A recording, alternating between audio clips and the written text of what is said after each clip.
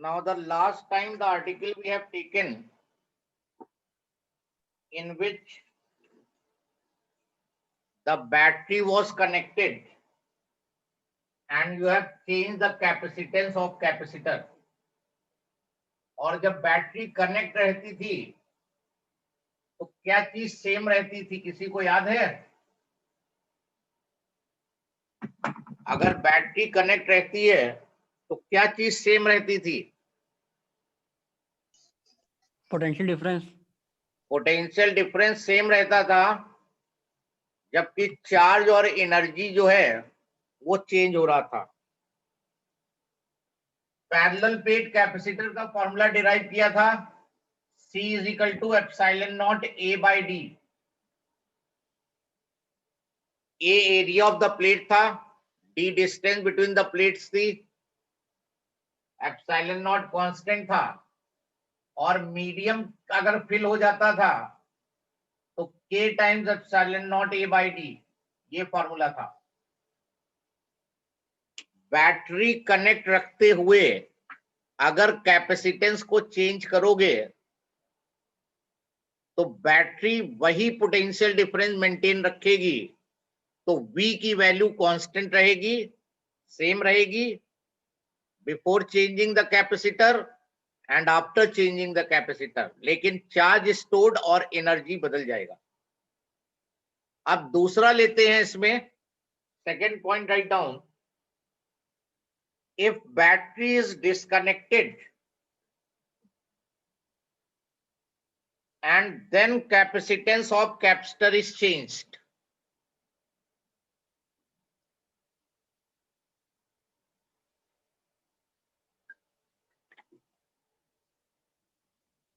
battery is disconnected and then capacitance of capacitor is changed,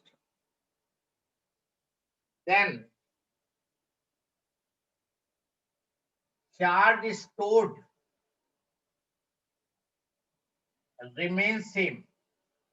battery अगर disconnect कर दी है तुमने, उसके बाद कैपेसिटेंस बदला है, तो चार्ज स्टोर्ड रिमेन सेम रहेगा।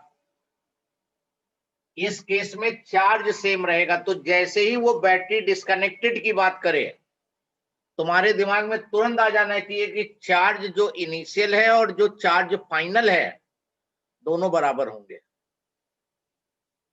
जबकि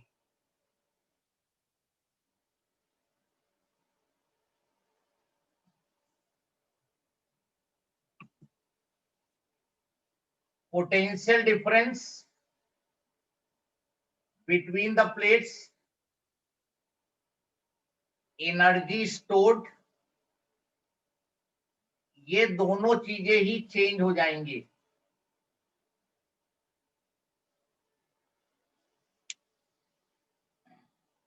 वंशिका तिवारी, बहुत बीच बीच में एब्सेंट होती हो, थोड़ा रेगुलर रहो भाई।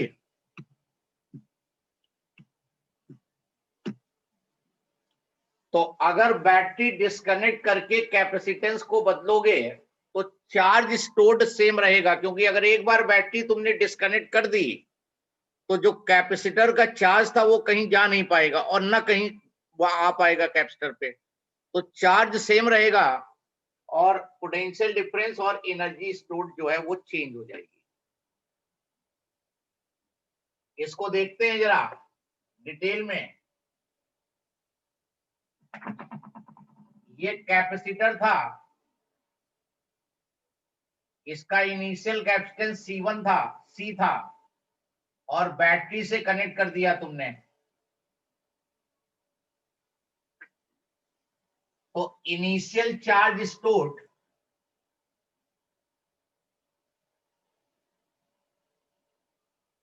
Q1 जो हो जाएगा C इंटू वी हो जाएगा। कितना चार्ज स्टोर करेगा ये? C into V. और इनिशियल एनर्जी स्टोर्ड जो होगा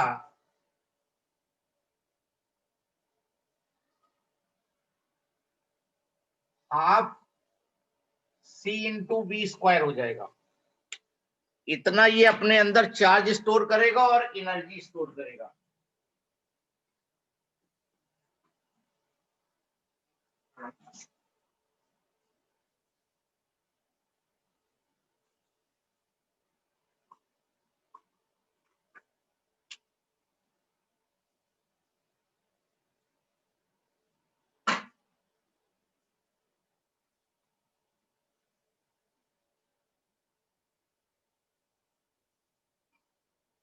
अब तुमने क्या किया, बैटरी को डिस्कनेक्ट करके उसके कैपेसिटेंस को चेंज किया। तो तुमने कहा कि बैटरी डिस्कनेक्टेड। जैसे ही ये कहे कि बैटरी डिस्कनेक्ट हो गई, तुम्हारे दिमाग में तुरंत आ जाना चाहिए कि चार्ज विल रिमेन सेम। पहले चार्ज और बाद में चार्ज जो है वो सेम रहेगा, ये तुम्हारे दिमाग में तुरंत आ जाना चाहिए। अब कैपेसिटेंस को चेंज करो। क्या मेथड बताए थे कैपेसिटेंस को चेंज करने के? You can change the area, you can change the distance between plate and you can fill the dielectric. What change you want? कैसे चेंज करना चाहोगे बोलो, कोई एक बताए किस तरह से कैपेसिटेंस चेंज करना चाह रहे हो? सर डाइलेक्ट्रिक बदलिए। ओके, डाइलेक्ट्रिक फिल कर देते हैं। Battery disconnected, dielectric of dielectric constant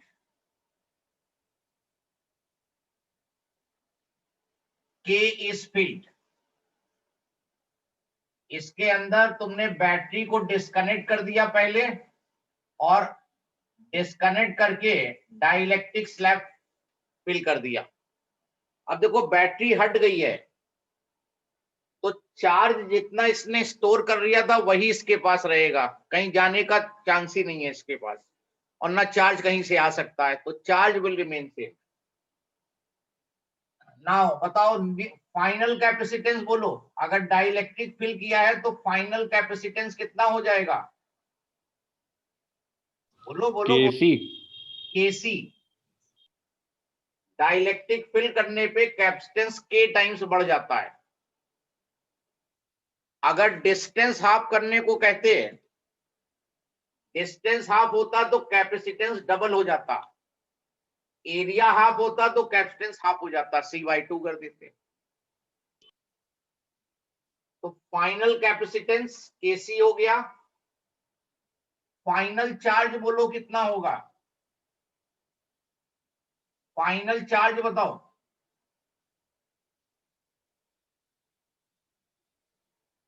बोलो बोलो। Final charge. Charge will remain same. Final वही रहेगा जो इनिशियल है, सीबी। Final potential difference. अब पोटेंशियल डिफरेंस फाइनल चाहिए तो Q/C होता है, तो final charge upon final capacitance लगा दो। V का फॉर्मूला Q/C, तो final charge upon final capacitance.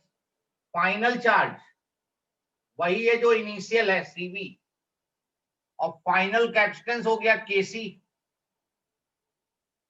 तो V/K हो गया। इसका मतलब potential difference K times decrease हो जाएगा।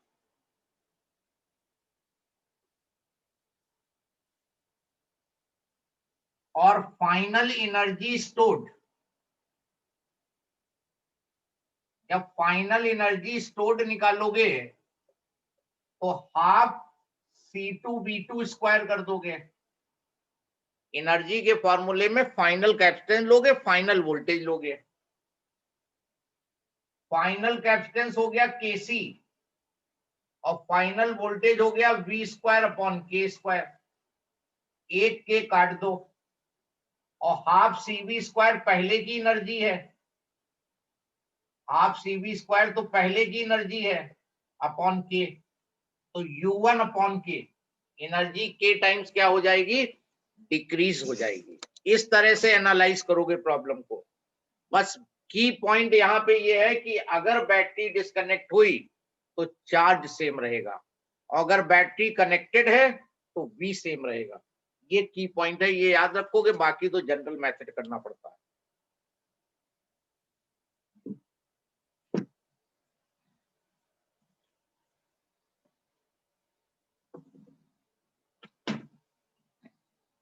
अब एक क्वेश्चन लिखो,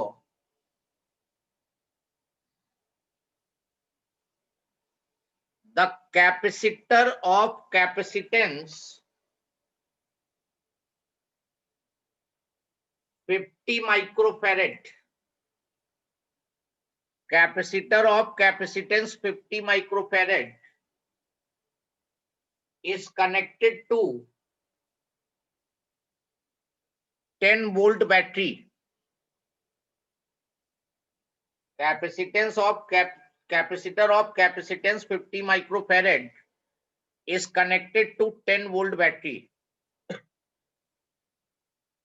Full stop. After charging the capacitor, battery is disconnected. After charging the capacitor, battery is disconnected, and then distance between the plates of capacitor, distance between the plates of the capacitor is reduced to half.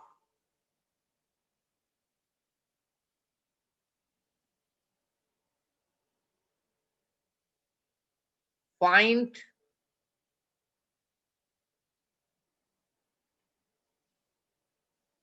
initial charge, comma, initial energy stored, comma, final charge,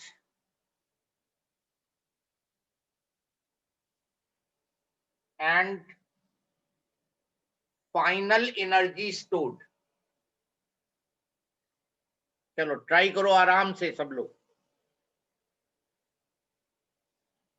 4 part हैं, देखो कितने part तुम निकाल सकते हो, कोशिश करोगे तभी निकलेगा। फाइन करो।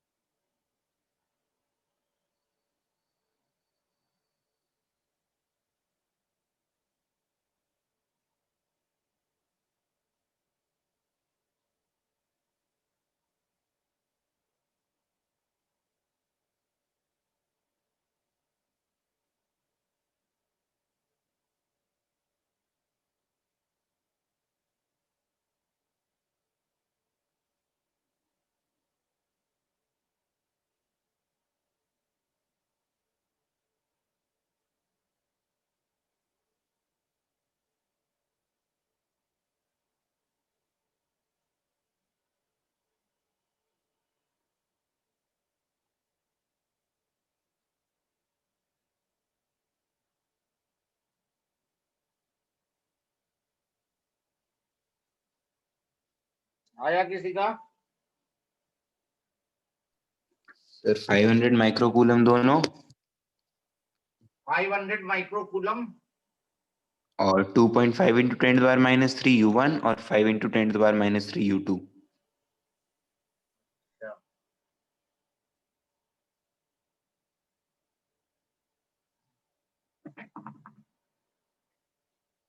capacitor of capacitance 50 microfarad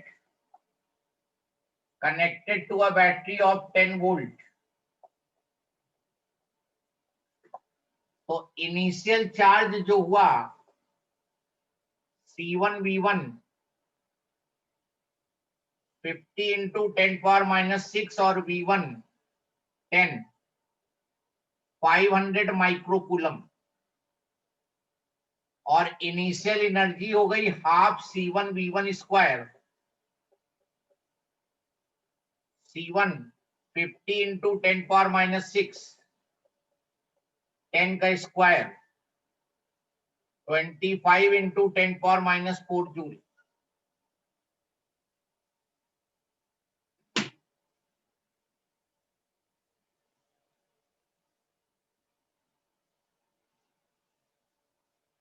उसके बाद उसने कहा बैटरी डिस्कनेक्टेड।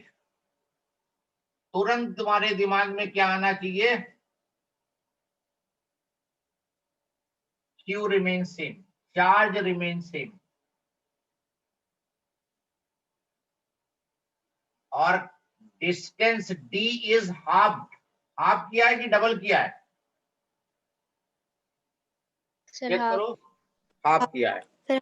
तो अगर डिस्टेंस को हाफ करोगे तो कैपेसिटेंस डबल, तो नया कैपेसिटेंस हो जाएगा 2C 100 माइक्रोफैरेड।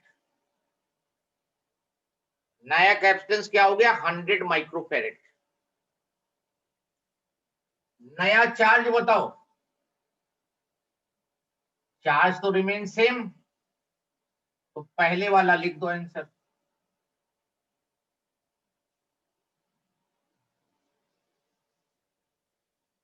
नई एनर्जी निकालनी है,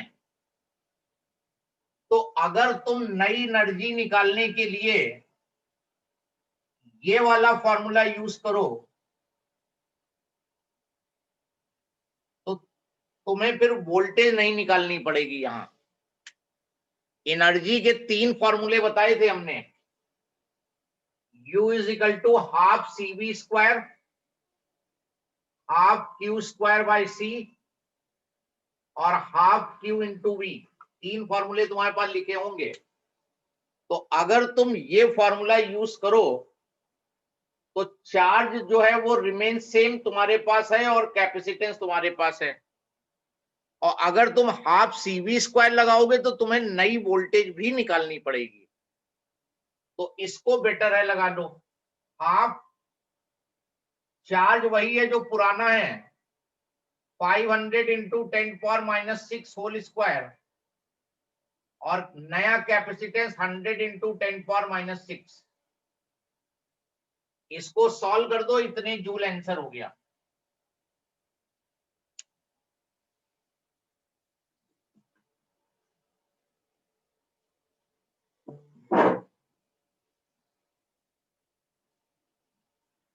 तो इस तरह से क्वेश्चन करोगे जिसमें बैटरी जो है डिस्कनेक्ट की जाएगी, तो केवल दिमाग में फीड होना चाहिए कि बैटरी डिस्कनेक्ट है तो चार्ज जो है सेम रहेगा।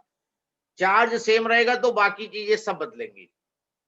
और जब बैटरी कनेक्टेड रहेगी तो V सेम रहेगा, बाकी चीजें बदल जाएंगी।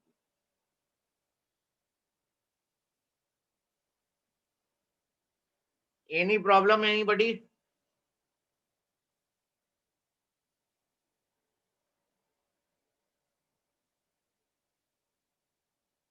सर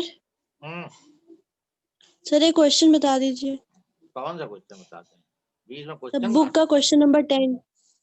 है किस सर चैप्टर में? बुक का question number 10 sir capacitors. Capacitor का। अच्छा ओके।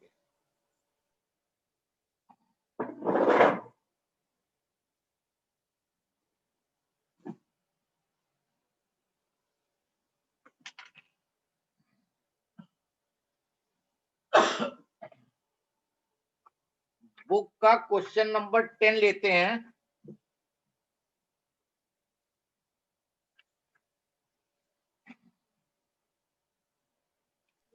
सर हाँ सर क्वेश्चन 27 भी बता दिया गया इसके बाद। कॉम्बिनेशन का तो नहीं है? सर ये उसका वाला है, सेकेंड। हाँ ठीक है, अभी कराता हूँ। एक क्वेश्चन नंबर 10 और एक 27। ठीक 17th भी। ठीक।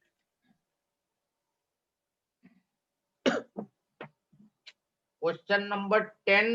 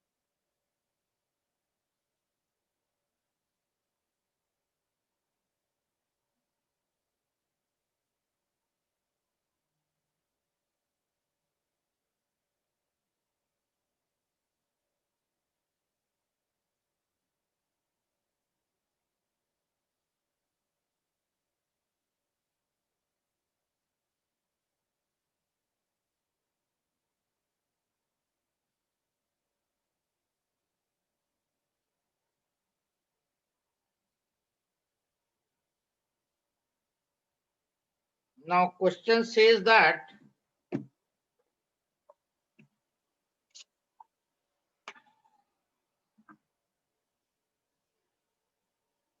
question number 10 from your book.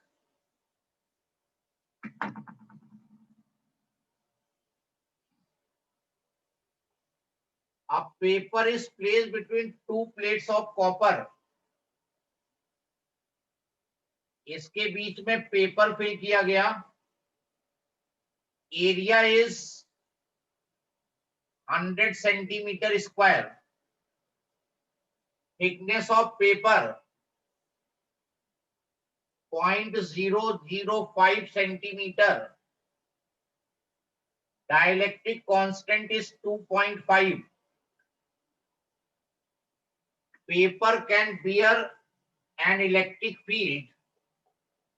Maximum electric field it can bear is 5 into 10 to the power 5 volt per centimeter.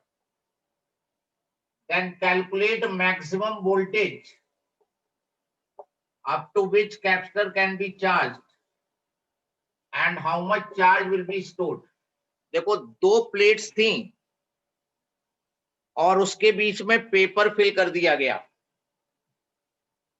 ये जो पेपर है, कोई भी डाइलेक्ट्रिक मटेरियल के अक्रॉस एक सर्टेन वोल्टेज तक ही तुम उसको अप्लाई कर सकते हो, या किसी कैपेसिटर के क्रॉस एक सर्टेन वोल्टेज तक ही तुम वोल्टेज को बढ़ा सकते हो.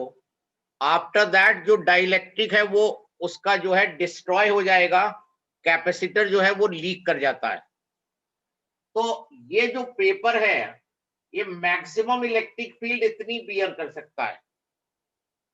तुम्हें वोल्टेज मैक्सिमम निकालनी है तो इलेक्ट्रिक फील्ड दी है, डिस्टेंस बिटवीन द प्लेट्स दी है और वोल्टेज निकालना है. V मैक्स जो होता है E into D. E is equal to V by D.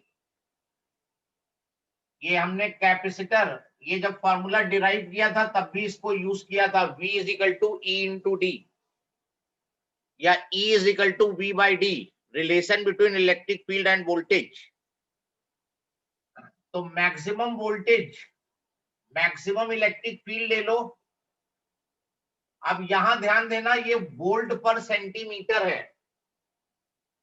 तो डिस्टेंस को सेंटीमीटर में लोगे तो दोनों सेंटीमीटर कट जाएंगे, 0.005 दोनों सेंटीमीटर कट गए तो 2500 आई थिंक आएगा।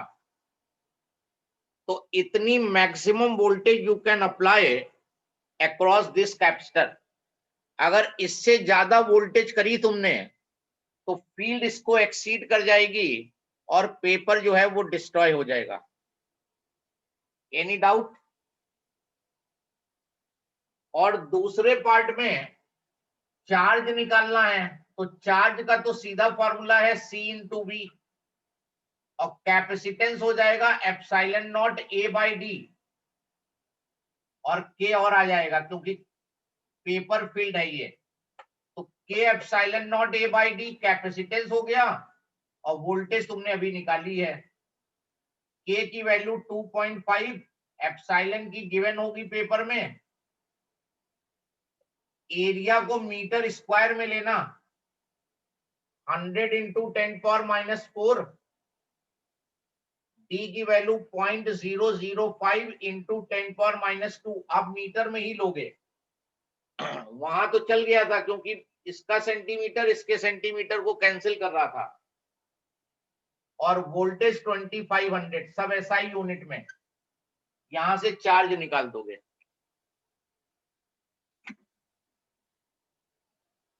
अगर तुमसे पूछे क्या किसी कैपेसिटर के क्रॉस जितनी वोल्टेज चाहे उतनी वोल्टेज लगा सकते हैं, अप्लाई कर सकते हैं, आंसर लिखोगे नो, क्योंकि एक सर्टेन वोल्टेज के बाद इलेक्ट्रिक फील्ड इतनी स्ट्रांग हो जाएगी कि वो पेपर को या डाइलेक्ट्रिक को डिस्ट्रॉय कर देगी। उस समय कैपेसिटर लीक कर जाता है।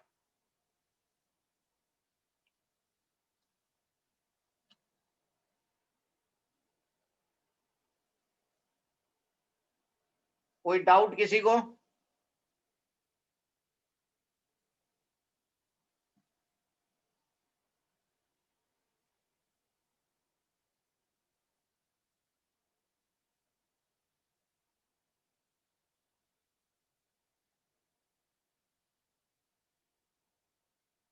No sir. Then question number 17 पूछा है। 17 क्वेश्चन में आओ। छोटा क्वेश्चन है, I can dictate you. Question ये है, the capacitance of variable capacitor, the capacitance of variable capacitor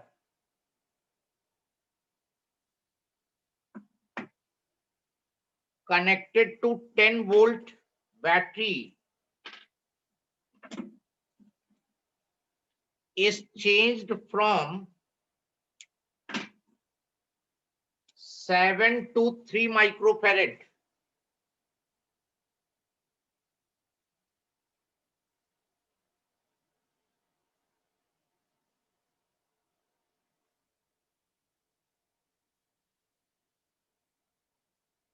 Find energy change. Now capacitor के सिंबल पे अगर ये क्रॉस एरो बना दें तो इसका मतलब होता है वेरिएबल कैपेसिटर, मतलब कि इस कैपेसिटेंस की वैल्यू को तुम चेंज कर सकते हो। अगर क्रॉस एरो बना है तो इसका मतलब इस कैपेसिटर के कैपेसिटेंस को तुम चेंज कर सकते हो बाय एनी वे। जैसे फैन का रेगुलेटर देखा है तुमने, फैन का रेगुलेटर नॉब रोटेट कराने पे फैन की स्पीड चेंज होती है, उसी तरह हो सकता है यहाँ पे कोई नॉब दे रखी हो, उसको रोटेट कराओगे तो कैपेसिटेंस जो है वो चेंज हो सकता है। 7 माइक्रोफेरेड से 3 माइक्रोफेरेड तुमने कैपेसिटेंस को चेंज कर दिया, और बैटरी जो कनेक्टेड है वो 10 वोल्ट की है, बैटरी फिक्स वोल्टेज है, इनिशियल ये कैपेसिटेंस है, फाइनल ये है, और एनर्जी चेंज निकालने को बोल रहा है। तो पहले एनर्जी निकाल लो, half C1 into V square, और बाद में एनर्जी निकाल लो चेंज क्या हो रहा है, कैपेसिटेंस चेंज हो रहा है, वोल्टेज नहीं चेंज हो रही यहां पर। तो ये कैलकुलेशन कर लो, ये कर लो, और चेंज इन एनर्जी यहां पे माइनस में आएगा। अगर फाइनल माइनस इनिशियल करोगे तो माइनस में वैल्यू आएगी, और इनिशियल माइनस फाइनल करोगे तो पॉजिटिव में वैल्यू आएगी। तो अगर जैसे माइनस में आती है, तुमने फाइनल माइनस इनिशियल किया तो निगेटिव आएगा, तो लिख दोगे energy decreases, that's all. Otherwise U1 minus U2 कर दो। ज्यादा में से कम एनर्जी माइनस कर दो, उतना चेंज हुआ है। उसने ये नहीं पूछा है कि किस तरह का चेंज हुआ है, इंक्रीज की डिक्रीज, लेकिन तुम्हें मालूम है कि पहले कम आएगी एनर्जी, बाद पहले ज्यादा आएगी, बाद में कम आएगी, तो एनर्जी डिक्रीज हुई। हाफ C1 की value 7 into 10⁻⁻6, voltage 10 square. Half C2 बन गया 3, और वोल्टेज 10 का स्क्वायर। वोल्टेज सेम है दोनों केसेस में। ये वैल्यू निकालो, ये वैल्यू निकालो, और माइनस कर दो, तो एनर्जी चेंज मिल जाएगा। आंसर नहीं मैच हो रहा था क्या? सर उसके बाद लिखी हुई एक line energy will be transfer to the battery, उसका मतलब नहीं समझ आया था। ये जो कैपेसिटर की एनर्जी क्या हो गई, डिक्रीज हो रही है। हमने बताया निगेटिव आएगा, अगर पहले ज्यादा आएगी, बाद में कम आएगी। तो हाँ ये सर। जो एनर्जी थी, ये गई कहाँ, बैटरी को ट्रांसफर होगी, अच्छा सर। है ना। तो अगर सर सीधे सिर्फ जा नहीं सकती, माइनस, बैटरी को जाएगी। और अगर इंक्रीज होती अगर तो बैटरी से उतनी एनर्जी कैपेसिटर के पास आ जाती। अगर सिर्फ -2 इंटू 10⁻⁻4 लिख दें तो सही होगा? मतलब अच्छा, नेगेटिव आंसर आ अगर रहा है U1। -2 इंटू 10⁻⁻4 भी सही होगा। और अगर अच्छा मेंशन कर दोगे तो बहुत ही अच्छा है कि 2 into 10⁻⁻4 decrease in energy. Minus का मतलब यहाँ पे क्या होगा, एनर्जी जो है बाद में डिक्रीज हो गई है। Any doubt?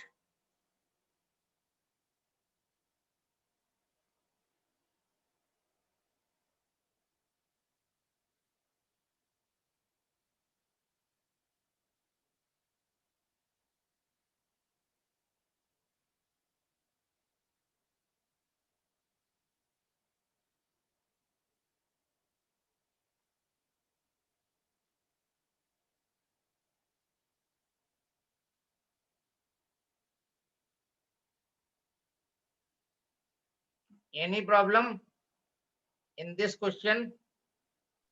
No, sir.